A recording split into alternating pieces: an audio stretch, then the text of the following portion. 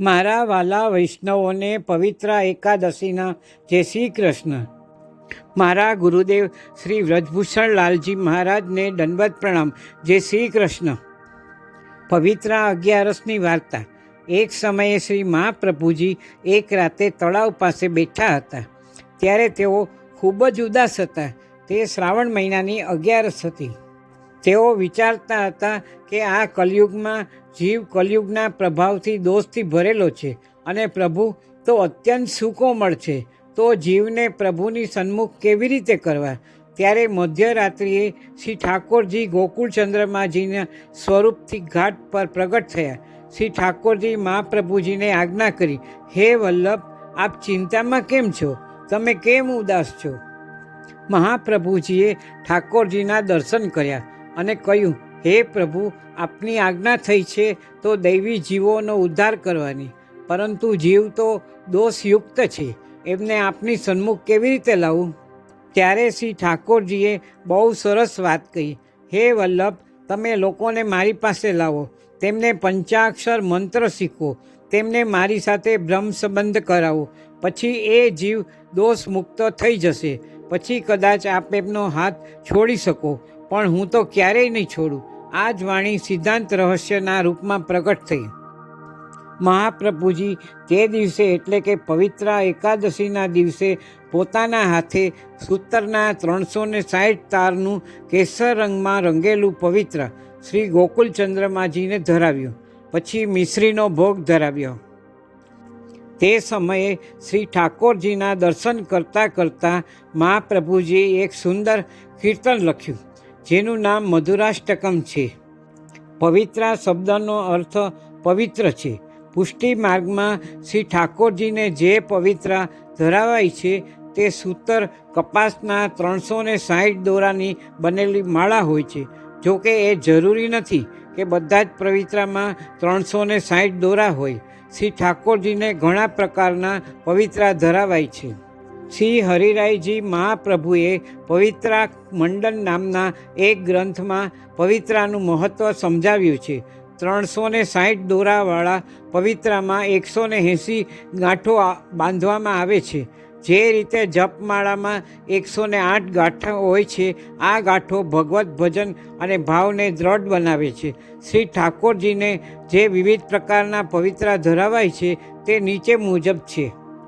પહેલું, સૂતરના 360 દોરાવાળા કેસરિયા પવિત્રા.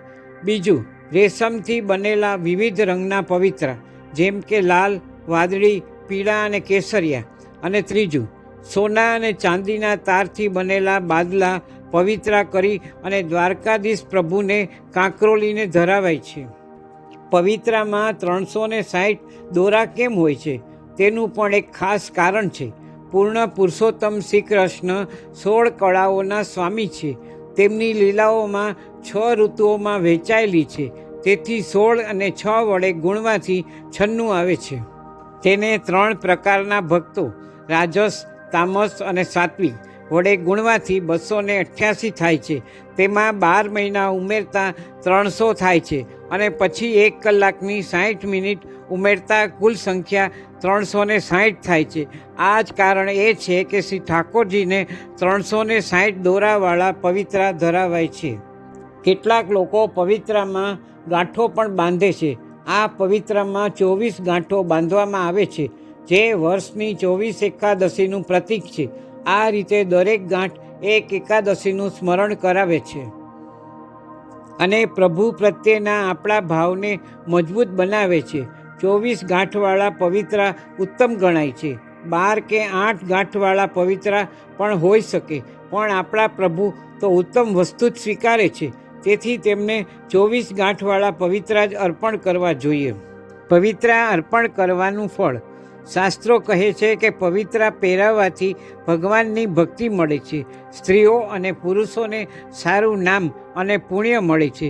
સુખ, સંપત્તિ અને ધન પણ મળે છે. પણ આપણે આ લૌકિક વસ્તુઓ નથી જોઈતી. આપણે તો ફક્ત શ્રી ઠાકોરજીની પ્રેમવાળી ભક્તિ જ જોઈએ છીએ. પવિત્રા ક્યારે પહેરાવાય? પવિત્રા એકાદશીથી 5 દિવસ સુધી એટલે કે રક્ષાબંધન સુધી રોજ ભગવાનને પવિત્રા પહેરાવવામાં આવે છે.